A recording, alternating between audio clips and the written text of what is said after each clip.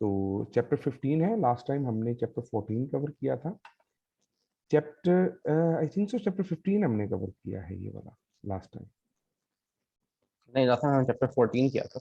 हाँ ठीक है ठीक है ठीक है।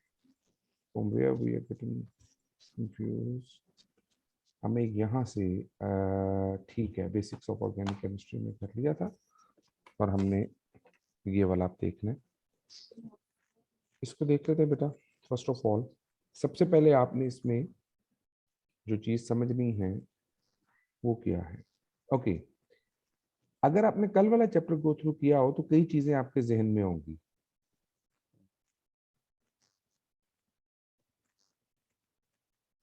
जी, आई एम सो सॉरी, मुझे पता नहीं चला वो म्यूट था। खैर तो यहाँ से ओके, क्रूड ऑयल के बारे में हमने कल थोड़ा सा डिस्कस किया था। हमने इसकी फ्रैक्शनल डिस्टिलेशन के बारे में भी डिस्कस किया था कि ये क्रूड ऑयल है जो जमीन से निकलता है और इसको फिर फर्दर वो क्या करते हैं, आइसोलेट करते हैं ताकि इसमें मुख्तलिफ इसके जो केमिकल्स हैं उसको सेपरेट किया जा सके।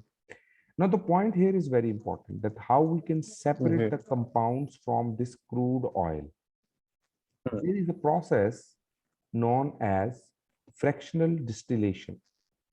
आपको पता है इस अच्छा जी। प्रोसेस का? फ्रैक्शनल, हाँ, फ्रैक्शनल डिस्टिलेशन के बारे में बताया, मतलब जिसके अंदर आप जो टू मटेरियल जिनके पास डिफरेंट बॉइलिंग पॉइंट्स हैं उनको सेपरेट कर देते हैं। जी मैं इसको एक सिंपली ये बना लेता हूँ कि आपके पास अगर सपोज ये मेरे पास कोई कंटेनर है या कोई बीकर है हीटिंग, इसमें सपोज करें कि मेरे पास मुख्तलिफ कंपोनेंट्स हैं, मुख्तलिफ कंपाउंड्स हैं। For instance I am writing कि मेरे पास यहाँ पर ए भी है, बी भी है और सी भी है। They can be different components. तो इनको आपने सेपरेट करना है ना। How you can separate them, अगर ये तीनों डिफरेंट बॉइलिंग पॉइंट रखते हैं तो आप इसको इस वाटर के सोल्यूशन में से सेपरेट कर सकते हैं। जी। इट इज वेरी सिंपल, आपको टेम्परेचर पे इनको सेपरेट करना पड़ेगा। सपोज जो आपके पास ए है इसका बॉइलिंग पॉइंट है 60 डिग्री, सपोज जो बी है इसका बॉइलिंग पॉइंट है 70 डिग्री और जो हमारे पास सी है इसका बॉइलिंग पॉइंट है 90 डिग्री। आप जानते हैं कि वाटर का बॉइलिंग पॉइंट जो है वो है 100 डिग्री सेल्सियस। तो आपने क्या करना है, आपने सबसे पहले 60 डिग्री पे टेम्परेचर को ले जाना है। जब पहले बेटा ए जैसे लोअर होएगा। ए सबसे पहले आपके पास अवेपोरेट हो जाएगा एट 60 डिग्री। उसके बाद 70 डिग्री पे जाएंगे तो कौन सा अवेपोरेट हो जाएगा, बी। बी। एंड देन जब आप 90 डिग्री पे जाएंगे तो कौन सा सेपरेट हो जाएगा, सी। यूं आप बार बार बार बार जब इसको हीट करके सेपरेट करते जाएंगे तो सारे के सारे कंपोनेंट्स क्या होते चले जाएंगे, सेपरेट होते चले जाएंगे। यहाँ पर एक चीज जो हमने देखनी है वो है फ्रैक्शनल डिस्टिलेशन कॉलम्स। उसके लिए मैं आपको एक पिक्चर शेयर करता हूँ भी कि हमारे पास ये जो फ्रैक्शनल डिस्टिलेशन होती है ये किस तरह का हमारे पास इसका अपरेटस है। क्रूड ऑयल को बेटे सेपरेट किया जाता है और इसकी कई एक एग्जांपल्स जो हैं हमें मिल जाएंगी। I want to go for the best one. Okay, तो हम उसको देख लेते हैं जो हमारे लिए कोई एक मुझे बेस्ट एग्जांपल लगती है, तो मैं उसको आपके सामने दिखा देता हूँ। हाँ ओके, तो यहाँ से देखिएगा, स्क्रीन नजर आ रही है आपको, शेयर हो रहे हैं?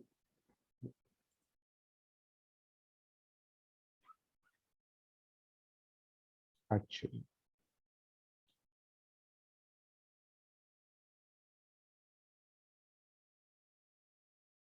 इसको जरा तवज्जो से देखेंगे। फ्रैक्शनल डिस्टिलेशन के बारे में वो बात कर रहे थे। ओके, हम लोग फ्रैक्शनल डिस्टिलेशन के बारे में डिस्कस कर रहे हैं। तो फ्रैक्शनल जी। डिस्टिलेशन, ये देखें, ये आपके सामने कॉलम आपको नजर आ रहा होगा, ठीक है। अब फ्रैक्शनल उस डिस्टिलेशन या फ्रैक्शनल डिस्टिलेशन या फ्रैक्शनल डिस्टिलेशन। फ्रैक्शनल डिस्टिलेशन, अच्छा ठीक है। ये आपके पास बेटा फ्रैक्शनेटिंग कॉलम है और आप यहाँ से हीट करके क्रूड ऑयल को यहाँ से एंटर कर रहे हैं। हाँ, जैसे जैसे ऊपर जाते हैं बॉइलिंग पॉइंट कम होता जाता है। एग्जैक्टली जब आप ऊपर की तरफ जा और रहे हैं तो सबसे नीचे बॉइलिंग पॉइंट बेंजीन होता है मुझे लगता है, या नहीं, वो जो आपके कोल टार होते हैं या जिससे आपकी रोड वो बनती है जो ना। रोज से जो रोज बनाते हैं, जी जी जी जी। बिस्मथ जो होता है। ठीक है, ये देखिए कार्बन 70 से जो ज्यादा कंपाउंड होंगे, कार्बन 20 से कार्बन 70 तक यहाँ पे सेपरेट होते हैं। इसी तरह हम्म, लुब्रिकेटिंग ऑयल सेपरेट हो रहे हैं डिफरेंट टेम्परेचर्स के ऊपर, ये जी। देखिए 270, हम्म, 170, 120, 70 डिग्री, 20 डिग्री। तो इस तरह से आपके पास हम्म, मुख्तलिफ फ्रैक्शंस जो हैं वो सेपरेट होती चली जाती हैं जब आप लोग हम्म, टेम्परेचर की बेसिस पे सेपरेशन करते हैं। तो आपको याद जी। नहीं रखना, बस ये याद रखें कि क्रूड ऑयल में से नंबर ऑफ प्रोडक्ट सेपरेट होते हैं, और इसकी हम जो सेपरेशन करते हैं वो फ्रैक्शनल डिस्टिलेशन की बेस पे है, और हमें डिफरेंट टाइप्स के प्रोडक्ट्स मिलते हैं। हम्म, अच्छा, अब अगर डिफरेंट टाइप्स के प्रोडक्ट हमें याद रह जाएंगे श्योरली कि इंशाल्लाह वो हम जब आगे पढ़ते जाएंगे आहिस्ता आहिस्ता तो हम उसके अंदर भी देखते रहेंगे कि वो किस किस्म के प्रोडक्ट हो सकते हैं। एनीवेज, तो यहाँ से हम चलते हैं लिटरेचर की तरफ एंड अच्छा सर, बस वो वाईफाई वापस आ गया, बस मैं वो रिकनेक्ट करता हूँ, जी जी साथ कर लें, रिज्वाइन करता हूँ। कर लें, नो इशू। जी जी आप ज्वाइन कर लें। अच्छा ठीक। यहाँ से जो हमारा पहला टॉपिक है यहाँ पर वो है homologous series of alkanes. What do you mean by homologous series? Homologous जिनके पास सीरीज, सेम फंक्शनल ग्रुप होता है, जी similar chemical properties. Exactly, same chemical properties जिसमें आ रही होती है। जैसे अगर अल्केन्स की बात करूं तो इसमें CnH2n+2 का फॉर्मूला अप्लाई होगा। तो हम कल अल्केन्स के बारे में पढ़ चुके हैं, स्केलेटल स्ट्रक्चर्स भी जानते हैं आप, इनको सैचुरेटेड हाइड्रोकार्बन कहा जाता है, ये भी आप समझते हैं। डायग्राम में मैंने स्केलेटल स्ट्रक्चर्स बनाने होंगे। हाँ जी, नहीं वो बने हुए आते हैं, आपने जस्ट प्रेजेंटेशन उसकी याद रखनी होती है कि अच्छा। ऐसे वो उसको बना रहे हैं, ठीक है। So there are 20 carbons, 1, 2, 3, 4, 5, 6, 7, 8, 9, 10, 11, 12, 13, 14, 15, 16, 17, 18, 19, 20। ठीक है, तो इस तरह से हम्म, आपने इसका एक स्ट्रक्चर बना देना होता है। क्रूड ये ऑयल स्केलेटल जैसे, स्ट्रक्चर है। जी ये स्केलेटल स्ट्रक्चर, ठीक है। यहां से बेटा सोर्सेज देखिए, अब अल्केन्स के सोर्सेज क्या क्या हो सकते हैं। बेटा वही चीज जो हमने अभी अब डिस्कस किया, क्रूड ऑयल, ठीक है। हम्म, ये मुख्तलिफ ऑयल फील्ड्स जो दुनिया की है वहां तक जाता है और हम इसको इस्तेमाल करते हैं। ये देखें, यहाँ पर वही साइक्लोहेक्सेन की बात की गई है कि आपके पास जो वो क्या है? अल्केन्स हैं वो स्ट्रेट चेन भी होते हैं, और अगर आप इसको क्लोज चेन में ऐसे कंबाइन करते हैं, क्लोज फॉर्म में साइक्लो, कंबाइन ये करते हैं, साइक्लो का क्या मतलब होता है? साइक्लो का मतलब होता है कि वो एक रिंग की शक्ल में होंगे। जैसे ये देखें, अच्छा। ये कितने कार्बन है, 1 2 3 एंड 4, इसको कहेंगे नॉर्मल ब्यूटेन। हम्म, और अगर मैं इसको यूं बना दूं 1 2 3 एंड 4, तो बेटा इसको क्या नाम देंगे? इट इज वो जो नीव साइक्लोब्यूट, आपने कहा था। ना ना हाँ, इट्स साइक्लोब्यूटेन, जिसमें कार्बन एंड का फ्री नहीं है ना पड़ा हुआ, ये ब्रांच नहीं है, ये क्लोज चेन हाइड्रोकार्बन है, क्लोज्ड चेन, ठीक है। वो क्लोज चेन आएगा। जी, इसका आप नाम लिखेंगे ना साइक्लोब्यूटेन। अच्छा इसका नाम बताएं, इसका नाम क्या है?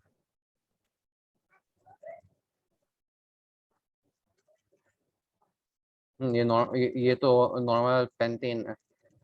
अगर बेटे ये नॉर्मल पेंटेन है तो फिर ये क्या होगी?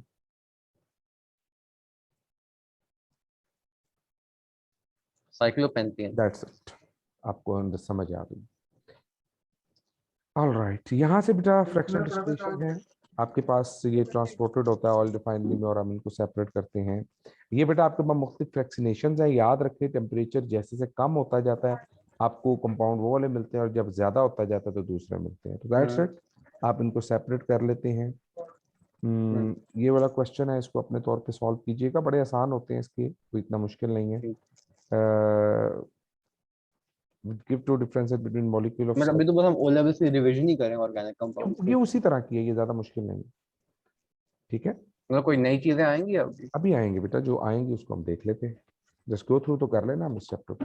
साइक्लोहेल्केन, ये जो साइक्लोहाइड्रोकार्बन है वो कैसे बनाते हैं अल्केन्स को?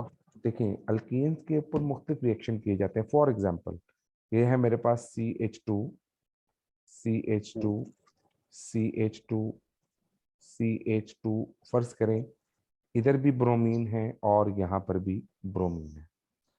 अब मैं इसको इस फॉर्म में लिख देता हूँ, 1 2 3 और 4। जस्ट फॉर योर नॉलेज मैं बता रहा हूँ, वैसे आपकी बुक में प्रिपरेशन ऑफ साइक्लोहेक्सेन का कोई ऐसा टॉपिक नहीं है। अच्छा, अगर मैं इसमें से एग्जाम में नहीं आएगा ना ना, सिर्फ वो आपको स्ट्रक्चर इस तरह का आएगा और उसके ऊपर रिएक्शन डिफरेंट होंगे। चले याद रख लें, सिर्फ याद रखने के लिए समझ लें कि ये हमारे पास ब्रोमीन आ गए। अब मैं क्या करता हूँ, अगर मैं इन दोनों ब्रोमीन्स को यहाँ से तोड़ दूं तो ये कार्बन के बॉन्ड फ्री हो जाएंगे ना, तो ये आपस में बॉन्ड बना के साइक्लोफॉर्म में कन्वर्ट हो जाते हैं। ठीक है। ठीक है, और याद रखिएगा साइक्लोअल्केन का जो फार्मूला है ना वो CnH2n होता है, इसमें +2 नहीं आता, क्योंकि एंड वाले दोनों हाइड्रोजन तो आपने निकाल दिए होते हैं उसके अंदर से। ठीक है, ठीक है। अच्छा सर मैं आपसे ये भी पूछना, वो अगर आपने सैटरडे पे क्लास लेनी है फिर वो सुबह में ले लेना, कि फिर वो सैटरडे मतलब 2 बजे के बाद मैं थोड़ा सा वो फिर बिजी हो। चलें देख लेते हैं उसको भी, डोंट वरी। अच्छा जी, यहाँ पर देखें बेटा रिएक्शंस ऑफ अल्केन्स हैं। तो अल्केन्स के रिएक्शन में सबसे पहला जो रिएक्शन है ना वो है कंबस्चन। वैसे तो अल्केन्स कम रिएक्ट करते हैं, पहली चीज वो क्यों कम रिएक्ट करते हैं, वो नॉन पोलर है। आपको मैंने पोलैरिटी के हवाले से समझाया था कि पोलैरिटी कब इंड्यूस होती है, जब आपके पास दो कंपाउंड्स के दरमियान में हाई इलेक्ट्रोनेगेटिविटी डिफरेंस होता है। लेकिन जब इलेक्ट्रोनेगेटिविटी डिफरेंस ही कम होता है तो फिर हमारे पास उसमें ज्यादा पोलैरिटी नहीं आती। जैसे कार्बन और हाइड्रोजन है, हाइड्रोजन की इलेक्ट्रोनेगेटिविटी है 2.1 जबकि कार्बन की इलेक्ट्रोनेगेटिविटी है 2.5। तो ज्यादा जोर से इलेक्ट्रॉन कौन खींच सकता है, दोनों में से कोई भी नहीं ऐसा खींच सकता, बिकॉज दोनों तकरीबन एक जैसे हैं। तो यहाँ ये बात याद रखनी है कि दोनों में कोई ज्यादा डिफरेंस नहीं है। इसका मतलब ये है कि ये एक नॉन पोलर कंपाउंड है। ठीक है, अब देखें हमारे पास जो कार्बन है इसकी इलेक्ट्रॉन एक्टिविटी है 2.5 और इसकी रखते हैं 2.1। अब इनमें कुछ ज्यादा डिफरेंस नहीं है, इसलिए ये नॉन पोलर कंपाउंड होगा। तो जो नॉन पोलर अगर बड़ा कंपाउंड, डिफरेंस होता है फिर पोलर बन जाता है जो हमने एग्जैक्टली पहले जब जाना। ज्यादा डिफरेंसेस होते हैं ना, तो इसके दरमियान जो बॉन्ड है वो भी नॉन, इसलिए ये इलेक्ट्रोफाइल्स और न्यूक्लियोफाइल्स के साथ तो रिएक्शन नहीं करेगा। इलेक्ट्रॉन लविंग, इलेक्ट्रोफाइल न्यूक्लियोफाइल्स क्या है? जी इलेक्ट्रोफाइल कहते हैं, फाइल कहते हैं लव को, और इलेक्ट्रोफाइल मींस इलेक्ट्रॉन लविंग। अच्छा, और न्यूक्लियोफाइल का मतलब है न्यूक्लियन लव है। यानी पॉजिटिव चार्ज, यानी इलेक्ट्रोफाइल इलेक्ट्रॉन से कौन प्यार करता है, कोई पॉजिटिव चार्ज इलेक्ट्रॉन से प्यार करेगा, उसके लिए लाइक अट्रैक्शन होगी।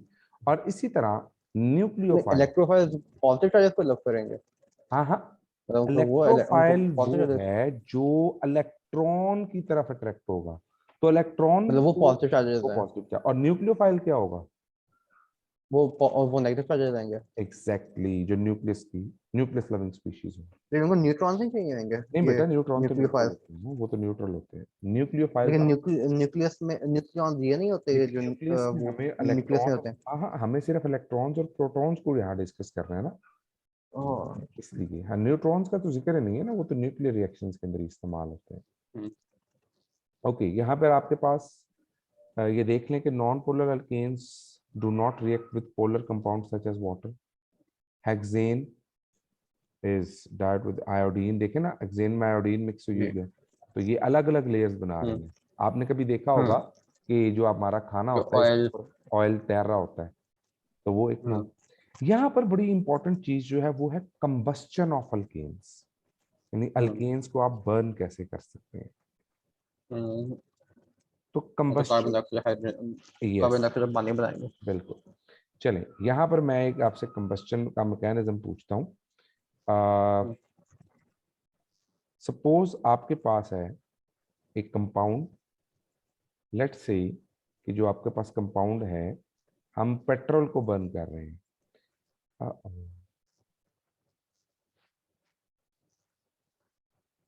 Just for a minute, let me arrange it here.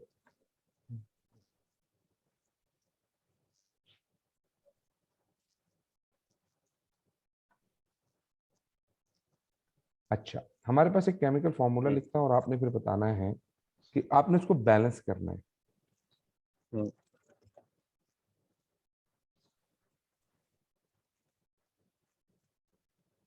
कितनी ऑक्सीजन मिलेंगी कि आपके पास इसमें कितने कार्बन डाइऑक्साइड बनेंगे और कितने वाटर बनेंगे। ठीक है। इसको कार्बन तो हमारे बनेंगे HCO2, ठीक है, और फिर वो H2O के ऊपर H2O के साथ हम 9 लिख लेंगे। Very good. आप बताएं ऑक्सीजन के साथ क्या लिखेंगे। जी। मतलब क्या कहते हैं, 9 to 16 ही कर लेंगे। मतलब हमारे पास आ जाएगा तो 25। अच्छा, क्या कह रहे हैं, क्या आएगा। मतलब 25 ऑक्सीजन आएंगे। तो नहीं वो नहीं, तो सर मैं कह रहा हूँ टोटल टोटल 25 आएंगे। टोटल 25 आएंगे ना, लेकिन 25 ऑक्सीजन आप कैसे ले सकते हैं। देखें, ऑक्सीजन तो यहाँ फिर हम पर वो कार्बन को टाइम्स 2 से मत को जबरदस्त, हम एक्सीलेंट, टाइम्स, शाबाश।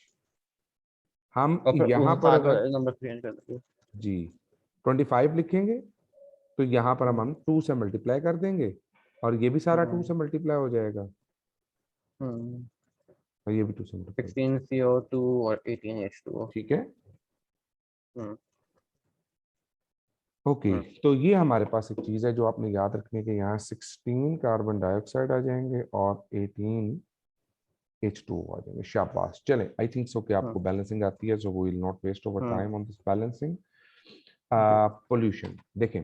अब यहाँ पर ये है कि जब भी कार्बन डाइऑक्साइड बनती है तो ये एक एक्सोथर्मिक प्रोसेस होता है और इसमें जो एनर्जी रिलीज होती है हम्म उस एनर्जी को कंज्यूम और किया कार्बन जाता है। डाइऑक्साइड ग्रीन हाउस गैस है। Exactly exactly. अब देखिए यहाँ पर अगर कार्बन मोनोऑक्साइड प्रोड्यूस हो, इसे कहते हैं इनकम्प्लीट कंबस्शन।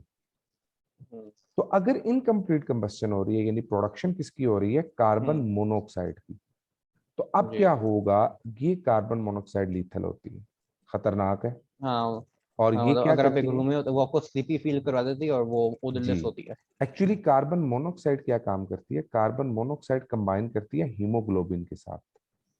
जो हाँ, और फिर वो आपके हीमोग्लोबिन है ना, ब्लड का फ्लो कम कर देती है। ना ना, ब्लड का फ्लो ऑक्सीजन को कम कर देती है। हाँ, हमारे ब्रेन मतलब को वो जो कांस्टेंट जो जो सप्लाई चाहिए होती है ट्रांसफर ऑक्सीजन करता की। है, जो हेमोग्लोबिन वो बनता है, वो मतलब कार्बोक्सी हेमोग्लोबिन उसको बना जाता है। Exactly, that is known as carboxy hemoglobin, which is not good for mental health. Like आपका जो ब्रेन है उसको फ्रेश ऑक्सीजन नहीं मिलती या फ्रेश ऑक्सीजन ही नहीं वो आपका मिलेगी। आपको नींद आ जाएगी। Exactly exactly. और उसके बाद अल्टीमेटली डेथ हो जाती है। Why it is known as silent killer? जैसे कोई स्मेल ही नहीं आती, कोई आवाज ही नहीं आती। ना स्मेल है ना इसकी कोई कलर है। आवाज तो किसी भी गैस की नहीं आती। There is no gas in this world जो मैं दरवाजा कोई हीटर, खटखटा अगर के कोई आए। हीटर का कोई हीटर हो सकता है, अगर हीटर से कोई गैस निकल रही है और हम्म। वो कार्बन मोनोऑक्साइड की हो सकता है, वो आपको आवाज आ जाए। नहीं, आवाज ऐसे नहीं, हाँ बर्निंग में कुछ पूपी फ्लेम्स होते हैं जैसे हाइड्रोजन का फ्लेम हम्म है, तो इस तरह की चीजें हो सकती है, लेकिन क्योंकि ये गैस है और ये हम्म बन चुकी है तो इसमें हम्म फिर ऐसा नहीं होगा। एनीवेज, तो यहाँ देखें कि आपकी जो मॉडर्न कार्स है ना, जैसे एक और चीज it is very important to understand, nitrogen हवा हम्म, में 78% मौजूद होती है। जी। So surely when you are going to burn any hydrocarbon in the excess of oxygen, you will get another pollutant named as nitrogen oxide. इसे हम नॉक्सिस हम्म कहते हैं। और ये नॉक्सिस कौन से कंपाउंड्स हैं, जो नाइट्रोजन और उसके ऑक्साइड्स होते हैं, जब ये वाटर से मिलते हम्म हैं तो ये नाइट्रिक एसिड यानी कि एसिड रेन का बायस बनते हैं।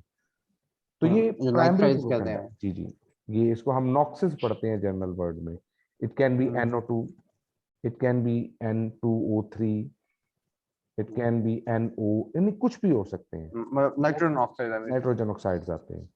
तो इन नाइट्रोजन ऑक्साइड्स को और कार्बन मोनोऑक्साइड्स को खत्म करने के लिए जो मेथड डेवलप किया गया ना, वो ये है कि वो आप catalytic catalytic converters. Converter use करें।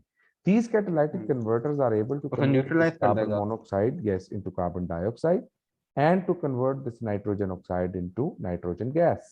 जो So हार्मलेस होती हैं। जी, अब कार्बन डाइऑक्साइड आपको पता है ग्लोबल वार्मिंग के लिए रिस्पॉन्सिबल है। अगर आपके पास जमीन हम्म में कम हम्म, दरख्त हैं लेकिन या लीथल नहीं पौधे, है वो।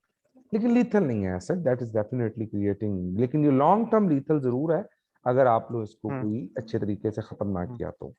Otherwise it is not that much like वो एसिड कैटास्ट्रोफिक। रेन को भी कभी कभार वो कॉज हाँ ना वो ना, करता है एसिड रेन हमेशा नाइट्रोजन। याद रखें, जो भी आपकी रेन होती है ना, कोई भी रेन होती है, उसकी नॉर्मल हम्म, पीएच जो है ना वो वो 7 होती है। 5.6 तक होती है, 5 to हाँ 5.6। लेकिन फिर वो कम होती जाती है, मतलब 2 हो जाती है, अगर 3 हो जाती है। नहीं बेटा, 3 तक तो नहीं होती, 3 तक तो हम जल जाएं। 4 के राउंड अबाउट आती है, जब हम्म, इसके अंदर सल्फ्यूरिक एसिड या नाइट्रिक एसिड, यानी जो अ, हम्म। आपके पोल्यूटेंट है, जैसे मतलब हाँ सल्फर, HNO3 बन सकता है, ये सल्फर ट्राइऑक्साइड अगर वाटर से H2SO4। मिलेगा तो ये H2SO4 बनेगा, और ये आपके ज्यादातर पास फैक्ट्रीज के पास होता है। एग्जैक्टली। खैर, यहाँ पर देखें सोडियम, सब्स्टिट्यूशन तो मैं कल पढ़ लिया था। अच्छा इस क्वेश्चन को जरा अंडरस्टैंड करें। सब्स्टिट्यूशन, आपको कल मैंने हम्म, सब्स्टिट्यूशन के हवाले से बता दिया था पिछले लेक्चर में, अगर आप जी देखेंगे ना तो वहां से आपको हाँ। मिल जाएगा। What would happen if octane was added to a solution of sodium hydroxide, बताएं क्या होगा। हम्म, वो एक आपके पास बन जाएगा ऑक्टेन का CN, वो CnH2n+2 है इसका फंक्शनल ग्रुप है ना। बेटा ऑक्टेन है ना, C8H18। H20, 20 नहीं 18, हाँ 18, was added to solution for, H18। वो हमारे पास बन जाएगा C8H17Na।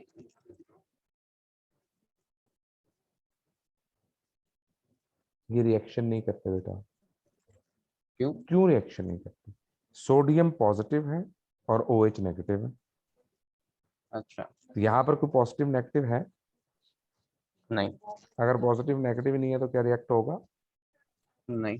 नहीं होगा, there will be no reaction. So remember that hmm, non polar compound जो है वो रिएक्ट नहीं करते पोलर ठीक कंपाउंड है। के साथ एज सच, इसके अंदर कम से कम। हम्म, ठीक है। जी, कंबस्टन की इक्वेशन बनानी है, बाकी चीजें आसान है। दिस इज जो हम्म, थोड़ा सा ट्रिकी क्वेश्चन था। अच्छा जी, यहाँ देखें बेटा, आप लोग क्लोरीन ऐड करवा रहे हैं in the presence of sunlight, याद है हमने कल इसको पढ़ा था। ये सब्स्टिट्यूशन है। तो देखिए जी, इसमें सब्स्टिट्यूशन हो रही है, और आप बताएं पहला स्टेप कौन सा था? पहला स्टेप था क्या, मतलब एक हाइड्रोजन को रिमूव करना। इनिशिएशन। हाँ अच्छा, ये 2Cl को यू, ठीक है हाँ। उसके बाद दूसरा स्टेप कौन सा था? प्रोपगेशन। ओके, और थर्ड स्टेप कौन सा था? एलिमिनेशन। टर्मिनेशन। अगर आप पिछला लेक्चर देखेंगे तो आपको उसमें मिल जाएगा कि इनिशिएशन, प्रोपगेशन और टर्मिनेशन कौन से स्टेप्स हैं। इसमें आपके पास रिएक्शन कंटिन्यू होता रहता है, चलता रहता है, तो आपके पास नंबर ऑफ प्रोडक्ट्स आ जाते हैं। ये सारे मैंने कल डिफाइन किए लास्ट लेक्चर में।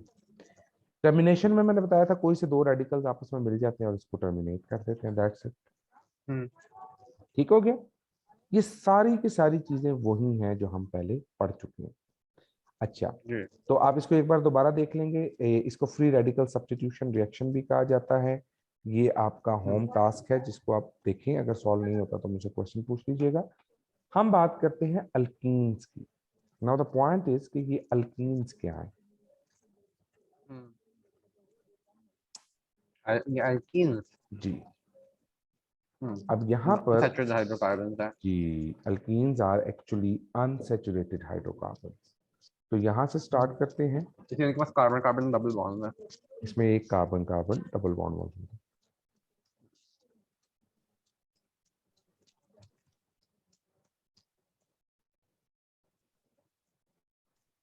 अल्कीन की एडिशन पॉलीमराइजेशन होती है या वो कुछ और है? बिल्कुल वही है, वन बाय वन देखते जाएंगे। Okay, so what are these alkenes. सबसे पहले जो हमने चीज को अंडरस्टैंड करना है वो देखना है कि अल्कीन्स आपके पास कार्बन डबल बॉन्ड कार्बन के कंपाउंड्स, और जी। ये कार्बन डबल बॉन्ड कार्बन जो है ये कंबाइन कर सकता है फर्स्ट ऑफ ऑल किससे? हाइड्रोजन से। और इस हाइड्रो। रिएक्शन को एडिशन रिएक्शन कहते हैं। अब प्रॉब्लम ये है कि ये हाइड्रोजन से खुद ब खुद डायरेक्टली अटैच नहीं होता, बल्कि ऐसे हाइड्रोजन का बॉन्ड पहले ब्रेक करना पड़ता है। इसलिए आप लोग इसके अंदर निकल जैसे जो को ब्रोमीन के साथ जो आप कल दिखाते हैं वो जो रिएक्ट करता है। जी, लेकिन यहाँ पर बेटा ब्रोमीन नहीं होगा। यहाँ पर हाइड्रोजन, और हाइड्रोजन को तोड़ने के लिए निकल सरफेस चाहिए हमें। हाँ निकल की निकल, सरफेस जैसे पे फ्री मार्जिन बन इलेक्ट्रॉन्स जाते हैं। होते हैं। जी जी, और ये देखें, यहाँ से बॉन्ड ब्रेक होके ना इसका, निकल का यहाँ पे जो इलेक्ट्रॉन्स है, निकल वो एक्ट एज कैटलिस्ट। तो वो इसके साथ बॉन्ड बनाएंगे और हाइड्रोजन का बॉन्ड क्या कर देंगे, यहाँ से तोड़ ब्रेक कर देंगे। देंगे। अब जब ये बॉन्ड ब्रेक हो जाएगा तो ये निकल एज अ कैटलिस्ट क्या करेगा, इस डबल बॉन्ड के पास चला जाएगा। जब वो इस डबल बॉन्ड के पास आ जाएगा जी। तो यहाँ ये हाइड्रोजन को इस डबल बॉन्ड की पोजीशन पर, इस पाई बॉन्ड की पोजीशन पर क्या करेगा, रिलीज कर देगा। एक यहाँ अटैच हो जाएगा, दूसरा यहाँ अटैच हो जाएगा। इसके लिए आपको तकरीबन 250 to 300 degree Celsius of temperature required होता है। तो हाइड्रोजन जब ऐड होगी तो आपके पास जो प्रोडक्ट आ जाएगा वो एक सैचुरेटेड प्रोडक्ट होगा, जिसमें इन दोनों पोजीशंस पे हाइड्रोजन मौजूद होगा।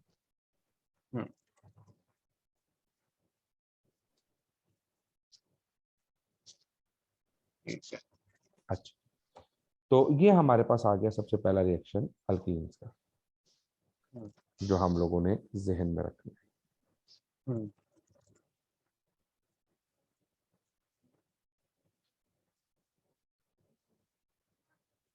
ओके, तो अल्कीन्स के अंदर और भी रिएक्शंस हो सकते हैं, लेकिन सबसे पहला रिएक्शन जो है वो ये वाला है। अब दूसरे रिएक्शंस देखते हैं अल्कीन्स के अंदर कौन से गिवन है आपकी बुक में। यहाँ पर एक बड़ा इंपॉर्टेंट प्रोसीजर, हाँ हाँ, नहीं क्रैकिंग, क्रैकिंग बता दूं आपको सबसे पहले। What is this cracking? Smaller hydrocarbon होते हैं वो बड़े उनको मतलब जो लॉन्ग चेन हाइड्रोकार्बन होते हैं उनको छोटे बना देते हैं। एग्जैक्टली देखिए, क्रैकिंग का मतलब क्या है, हमें बड़े हाइड्रोकार्बन नहीं चाहिए। मिसाल के तौर पे आपको फॉर एग्जांपल आपके पास कार्बन 16 है।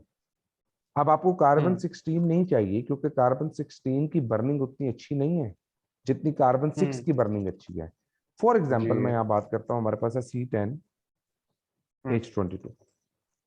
अब ये बर्नेबल नहीं है, कंबस्टेबल नहीं है, इसको आप आसानी से बर्न नहीं कर सकते। इसका मतलब इसको एज अ फ्यूल यूज नहीं किया जा सकता। लेकिन जब मैं इसको हीट करूंगा, थर्मली क्रैक करूंगा, तो मेरे पास ये कन्वर्ट हो जाएगा C6H14। इसके साथ बेटा मेरे पास C4 कोई डबल बॉन्डेड कंपाउंड आ जाता है। यानी जब भी आप क्रैकिंग करते हैं आपके पास एक छोटी फ्रैक्शन आती है और उसके साथ कोई ऐसा कंपाउंड आ जाता है जिसमें डबल बॉन्ड होता है। जरूरी नहीं है कि सिर्फ यही आएगा, इट कैन बी कुछ और भी आ सकता है, लेकिन डबल बॉन्ड ही आएगा उसके अंदर। मतलब डबल बॉन्ड वाले ऐसे भी हो सकता है, ऐसे भी हो सकता है। So there can be number of products जो कि क्रैकिंग में आपके पास आ सकते हैं। मैं जरा इसको ठीक तरह से लिख देता हूँ। तो क्रैकिंग का पर्पस क्या है कि आप लोग बड़े हाइड्रोकार्बन्स को किसमें कन्वर्ट कर लें, छोटे हाइड्रोकार्बन्स में, ताकि उसको as a to be used as a fuel, as a fuel. ठीक हो गया बेटा जी। अच्छा जी।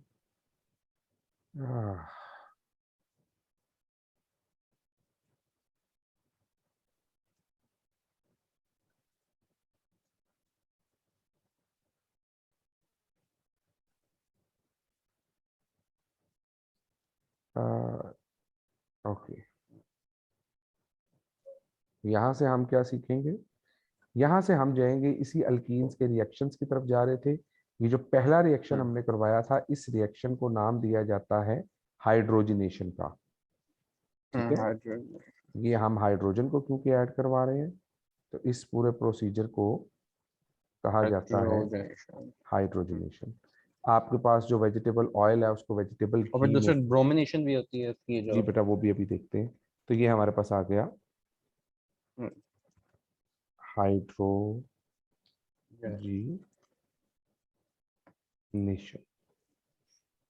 एशन किसी भी प्रोसेस को शो करता है, तो जब आप उसमें हाइड्रोजन ऐड करने का प्रोसेस बना रहे हैं तो this is known as hydrogenation. जब वाटर ऐड करते हैं वो हाइड्रोलिसिस होता है। जी, वाटर का एडिशन हाइड्रोलिसिस कहलाता है, बिल्कुल ठीक कह रहे हैं। अच्छा जी, हाइड्रोजनेशन के अलावा इसमें क्या हो सकता है? ब्रोमिनेशन। एक मिनट, मैं चाह रहा हूँ कि हम ना बुक को फॉलो करते हुए चलें। ओके, एडिशन रिएक्शंस हो गए। हाँ, ये देखें यहाँ पर आप देख सकते हैं कि एक तरफ एक्स आ रहा है और दूसरी तरफ वाई। लाइक आपके पास जो प्रोडक्ट है, एक तरफ आपके पास एक्स ऐड हो जाएगा और दूसरी तरफ आपके पास वाई ऐड हो जाएगा। अच्छा जी, ये देखिएगा यहाँ पर ये वही रिएक्शन आ गया कि आप उसके अंदर कन्वर्जन कर रहे हैं। ये हाइड्रोजनेशन है। यहाँ वो कुछ जियोलाइट का जिक्र करता है कैटालाइटिक कन्वर्ट क्रैकर्स के अंदर, कि आप ग्राफिक शोइंग जियोलाइट क्रिस्टल्स हैं। जियोलाइट एक कंपाउंड होता है, तो उसको हाइड्रोकार्बन्स क्रैक करने के लिए इस्तेमाल किया जा सकता है। आपको ज्यादा डिटेल्स में इसकी जाने की जरूरत नहीं है। इस क्वेश्चन को आप पढ़ेंगे। अच्छा, याद रखा, अल्कीन्स का पहला मेंबर जो होता है वो डबल बॉन्ड से स्टार्ट होता है, सिंगल बॉन्ड से नहीं होता। तो उसमें कम से कम जो छोटा मेंबर है वो इथीन है। ठीक है, इसमें मीथीन नहीं होता, और इथीन फिर आई से। थिंक प्रोपीन और butane. Exactly. Addition of steam, वही बात आ गई बेटा, how we can add water. Methene exist नहीं करता। मीथेन एग्जिस्ट नहीं करता। असल में वो एक होता है इसलिए वो तो मैथेन ही बन CH2, वो जाएगा। कार्बीन होता है, लेकिन that is something else.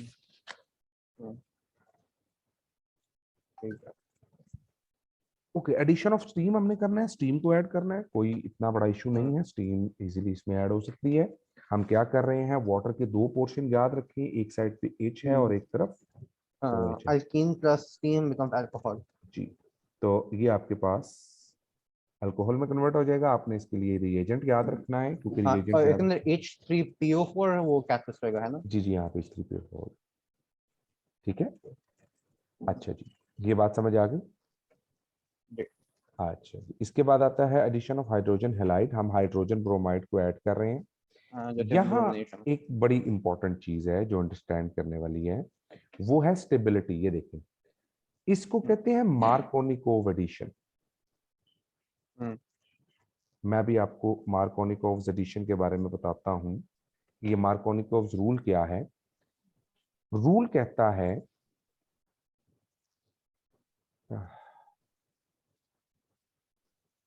Addition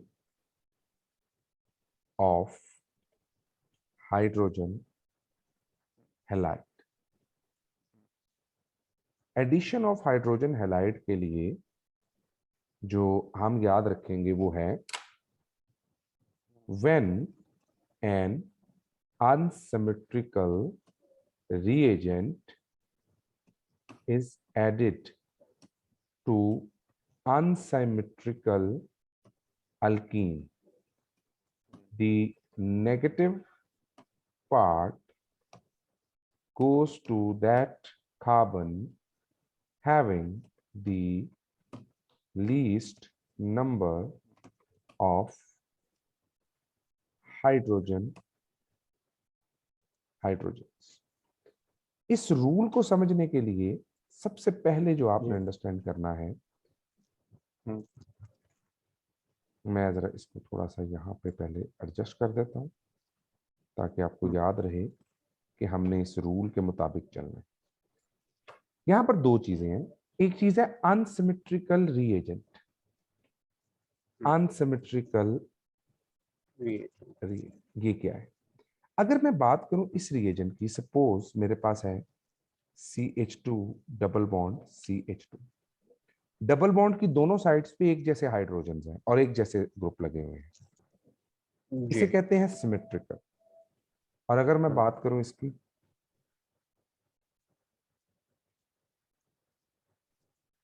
तो डबल बॉन्ड की दोनों साइडों पे डिफरेंट ग्रुप लगे हुए हैं, जी। इसको कहते हैं अनसिमेट्रिकल। यानी यहाँ पर मतलब ग्रुप एक 4 साइड है। पर डबल बॉन्ड है, लेफ्ट साइड पर राइट एक सिंगल ना ना, बॉन्ड एक डबल बॉन्ड की एक साइड पे और प्रोडक्ट है, दूसरी साइड पे और प्रोडक्ट है, है ऐसे। यानी और कंपाउंड लगे हुए हैं या और ग्रुप्स लगे हुए हैं, अनसिमेट्रिकल ग्रुप्स। ठीक है, तो ये आपको पता लग रहा है, यहाँ पर दोनों आइडेंटिकल हैं, एक जैसे। अच्छा, जब आइडेंटिकल होंगे तब तो अगर मैं इसमें हाँ हाइड्रोजन आयोडाइड ऐड कर रहा हूँ, फॉर एग्जांपल मैं इसमें हाइड्रोजन आयोडाइड ऐड करता हूँ HI, तो हाइड्रोजन पॉजिटिव होगा और आयोडीन नेगेटिव होगा। जब रिएक्शन होगा तो किसी तरफ भी हाइड्रोजन लगा दें और किसी तरफ भी आयोडीन लगा दें, तो मैं इसको यूं बना सकता हूँ CH2H CH2 and I।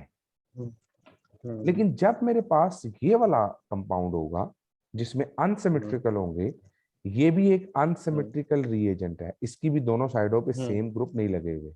So when an unsymmetrical reagent is added to unsymmetrical alkene, ये एक अनसिमेट्रिकल अल्कीन है, और बेटा ये हाइड्रोजन आयोडाइड एक अनसिमेट्रिकल कंपाउंड। अब इसकी दो पॉसिबिलिटीज हैं। एक पॉसिबिलिटी है कि आपके पास ये प्रोडक्ट बने, ये देखो, एक पॉसिबिलिटी है कि हमारे पास आ जाए CH3 CH2 CH2 और इसके साथ लग जाए Cl। और दूसरी पॉसिबिलिटी क्या है, दूसरी पॉसिबिलिटी है कि आपके पास इस तरह का प्रोडक्ट आए CH3 CH CH3 और यहां पर आ जाए Cl। अब ये दोनों प्रोडक्ट डिफरेंट है। इसका प्रोडक्ट और है, ये देखें, इसमें इसे कहते हैं 1 क्लोरो, 1 पोजीशन पे लगा हुआ है ना, और इसे कहते हैं 2 क्लोरो। अच्छा, कौन सा प्रोडक्ट ज्यादा बनेगा और कौन सा कम बनेगा? ये वाला प्रोडक्ट जो है ना बेटा, ये बनेगा, और ये वाला प्रोडक्ट कम बनेगा। इसलिए उसके बाद ज्यादा बॉन्ड स्पेस है। नहीं बेटा, इसकी रीजन है स्टेबिलिटी ऑफ कार्बोकेटाइन। मैं अभी स्टेबिलिटी ऑफ इसी कार्बोकेटाइन का बात, सेंटर में है, फिर वो लेफ्ट राइट इम्बैलेंस नहीं हो रहा। नहीं, मैं बताता हूँ, जस्ट फॉर, मैं इसको अभी आपको एक्सप्लेन करता हूँ कि मार्कोनिकोव रूल एक्चुअली किन बेसिस पे वर्क करता हम्म है।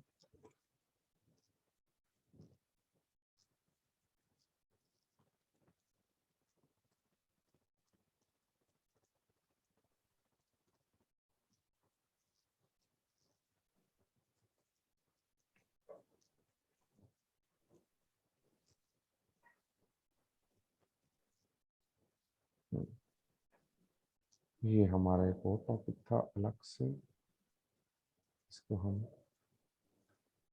सर्कल कर लेते हैं और इनको हम अलग रहने देते हैं ताकि हमारे पास, अच्छा जी, अब देखें कि ऐसा क्यों होता है। यहाँ पर जो चीज अंडरस्टैंड करने वाली है वो है,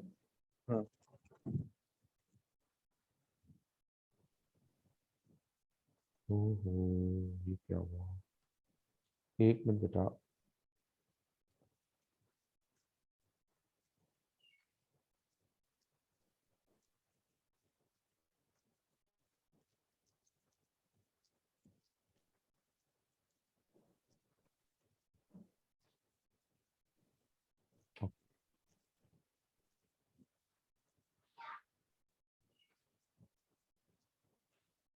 असल में वो खराब हो रहा था ऐसे, वो फिर ना आपके ऊपर नोट्स की फॉर्म में आएगा नहीं ठीक तरह से।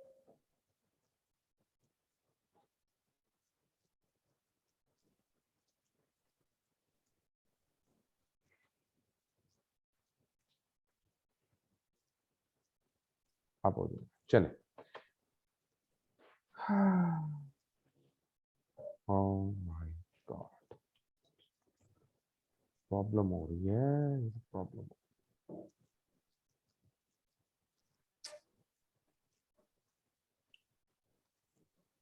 असल में सॉफ्ट कॉपी में लेक्चर को अरेंज करना भी काफी डिफिकल्ट हो जाता है। ऑल राइट, चले जी, अब यहाँ से स्टार्ट करते हैं। इस रूल की रीजन पढ़ते हैं कि why it is happening.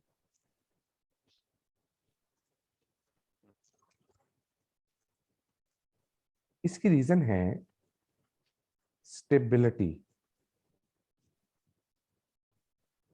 Of, उसके पास कम वेट है पहले का, फिर वो इससे कर रहे हैं नहीं बेटा, कम स्टेबिलिटी फर्क। ऑफ कार्बोकैटाइन देखिए सबसे पहले। ये कार्बोकैटाइन की स्टेबिलिटी का क्या मतलब है बेटा? कार्बोकैटाइन की स्टेबिलिटी का मतलब ये है कि कार्बोकैटाइन स्टेबल कैसे होता है। मिसाल के तौर पे ये देखें, ये है मेरे पास हम्म CH3, सपोज हम्म करें कि ये पॉजिटिव है। हम्म, अब ये पॉजिटिव है तो ये अपने इर्द गिर्द से क्या नेगेटिव चार्जेस को अट्रैक्ट नहीं करेगा अपने आप को स्टेबल करने के करेगा। लिए? लेकिन इसके पास तो अवेलेबल ही कोई नहीं है। हम्म ठीक है, अच्छा जी। तो ये है मेरे पास एक पॉजिटिव चार्ज। अब क्योंकि ये एक पॉजिटिव चार्ज है और इसको क्या चाहिए, इसको इलेक्ट्रॉन्स चाहिए अपनी विसिनिटी से, इसके पास इलेक्ट्रॉन्स हम्म कम है, इसलिए ये अनस्टेबल होगा क्योंकि इस पॉजिटिव चार्ज को स्टेबल करने के लिए कोई इलेक्ट्रॉन्स अवेलेबल नहीं है, सिर्फ हाइड्रोजन है। हम्म अच्छा, अगर मैं इसकी निस्बत इसकी बात करूं, हम्म,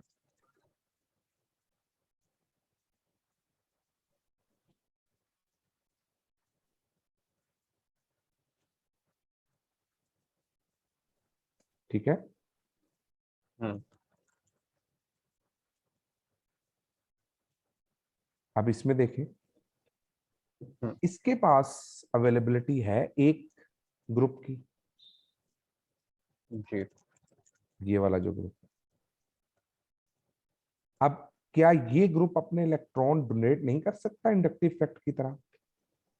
कर सकते हैं। जब ये अपने इलेक्ट्रॉन्स इसको डोनेट कर देगा तो ये हम्म कार्बन इस कार्बन की निस्बत थोड़ा सा ज्यादा स्टेबल हो जाएगा।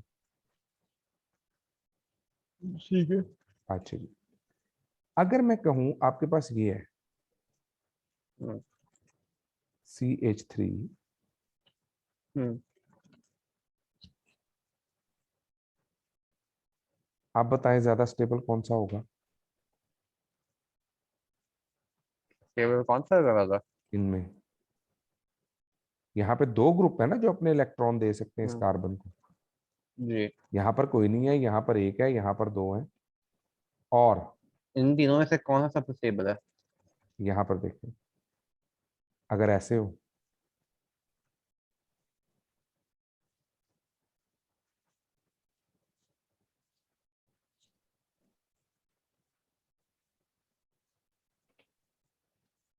तो आप बताएं क्या सबसे नीचे वाला ज्यादा सबसे स्टेबल होगा? क्यों स्टेबल होगा? क्योंकि वो सबसे ज्यादा बॉन्डेड है, उसके पास सबसे ज्यादा बॉन्ड है। सबसे ज्यादा इलेक्ट्रॉन्स इसकी विसिनिटी में या बल्कि ग्रुप लगे हुए हैं। हम्म अच्छा, ये बल्कि ग्रुप क्या करते हैं? मिसाल के तौर पे ये CH3 ग्रुप की प्रॉपर्टी है कि वो अपने इलेक्ट्रॉन्स डोनेट करता है। इन ठीक। दोनों की भी बेटा ये प्रॉपर्टी होगी, ये दो जगहों से डोनेट करेंगे, और ये कितनी जगहों हम्म से डोनेट करेंगे? हम्म, 3। ठीक। ठीक है, हम्म तो ये इससे ज्यादा स्टेबल है हम्म, और ये इससे ज्यादा स्टेबल है, और लास्ट वाला सबसे ज्यादा सबसे स्टेबल ज्यादा है। stable। तो मुझे बताएं प्राइमरी सेकेंडरी टर्शरी में से कौन से कार्बोकैटाइन सबसे ज्यादा स्टेबल है? जिसके पास सबसे ज्यादा इलेक्ट्रॉन उसके विसिनिटी में। एग्जैक्टली exactly, बस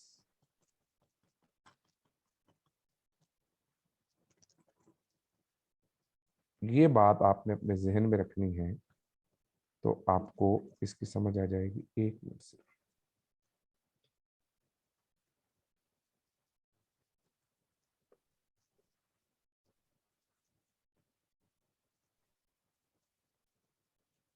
तो बेटा सबसे ज्यादा स्टेबल जो होगा हम्म वो ये लास्ट वाला होगा। जो सबसे ज्यादा स्टेबल जी। कार्बोकैटाइन होता है ना बेटा, वो सबसे ज्यादा प्रोडक्ट हम्म बनाएगा, और ठीक। जो सबसे कम स्टेबल होगा वो सबसे कम प्रोडक्ट बनाएगा। अब ठीक। इस रिएक्शन को देखते हैं। इस रिएक्शन के अंदर हमारे पास दो इंटरमीडिएट बनते हैं, पहला इंटरमीडिएट क्या है कि आपके पास इस तरह का ग्रुप बने, CH3। जब यहां पर H ऐड होगा, देखो दो चीजें हैं ना, H पॉजिटिव और आयोडीन नेगेटिव। अगर H यहां ऐड हो जाए तो आपके पास क्या होगा, ये बन जाएगा CH2, ये देखो, और ये बन जाएगा CH2 पॉजिटिव। अभी आयोडीन इसके साथ लगा नहीं है, आयोडीन बाद जी। में लगेगा, पहले H पॉजिटिव ऐड होगा। ठीक है। अब मुझे बताएं कि ये हमारे पास आ गया CH3 CH2 CH2 पॉजिटिव, क्या ये स्टेबल है? या अगर ये हाइड्रोजन यहां ऐड हो तो ये कन्वर्ट हो जाएगा CH3 CH CH3, और यहां पर पॉजिटिव चार्ज आएगा। ज्यादा स्टेबल कौन सा? सेकंड वाला। इसका मतलब ये ज्यादा स्टेबल है, तो फिर ज्यादा प्रोडक्ट कौन बनाएगा? सेकंड वाला ही ना है, ये बनेगा। शाबाश। तो ये इसलिए मोर उसके बाद देन, इलेक्ट्रॉन तक विसिनिटी में। ये 90% तक ही प्रोडक्ट आता है आपके पास। ठीक है। ठीक है, तो यहाँ पर याद रखेंगे हम लोग, more stable carbocation will form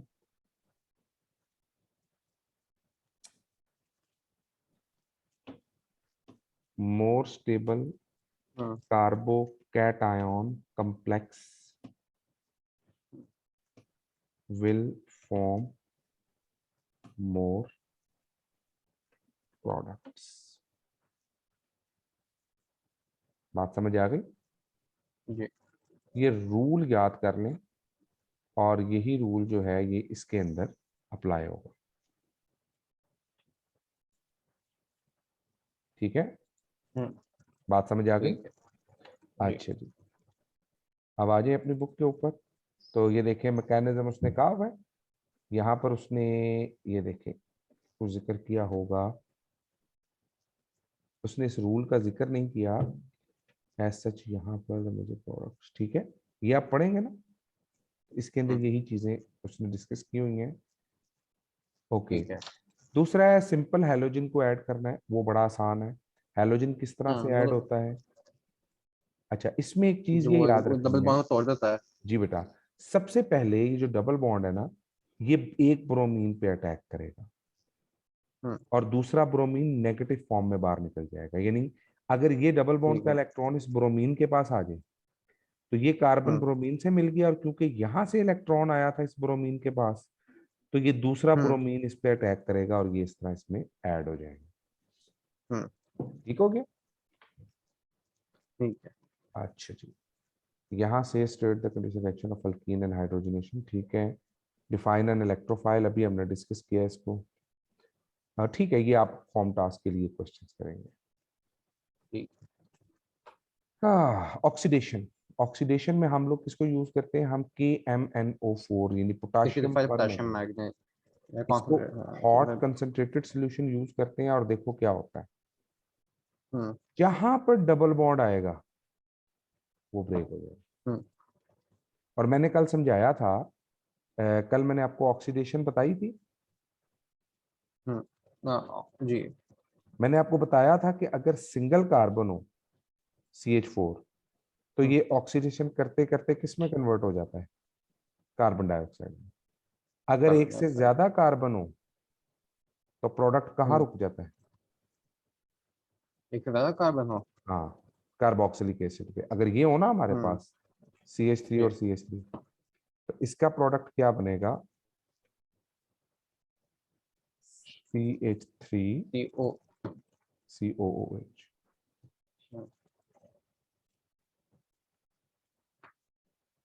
ठीक हो गया? ठीक है।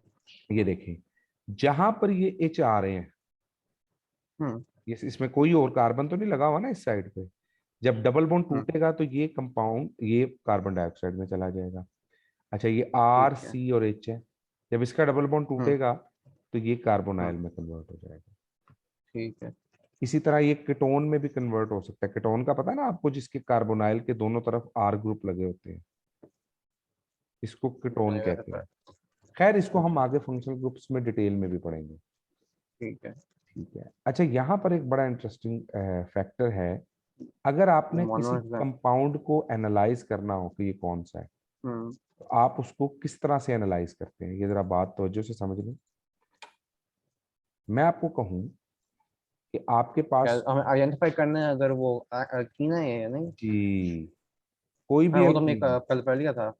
हाँ मैंने कल करवा दिया था आपको, ठीक है वो कल के हम्म। लेक्चर में है। ओके गुड देन, इसीलिए मैं कह रहा था ये चैप्टर ज्यादा मुश्किल नहीं है, आप सिर्फ पॉलीमराइजेशन है। मतलब वो एसिडिफाइड पोटेशियम मैग्नेट से कर सकते जी हैं। जी जी जी जी और जी वो ब्रोमीन के साथ बिल्कुल लिक्विड ठीक। ब्रोमीन।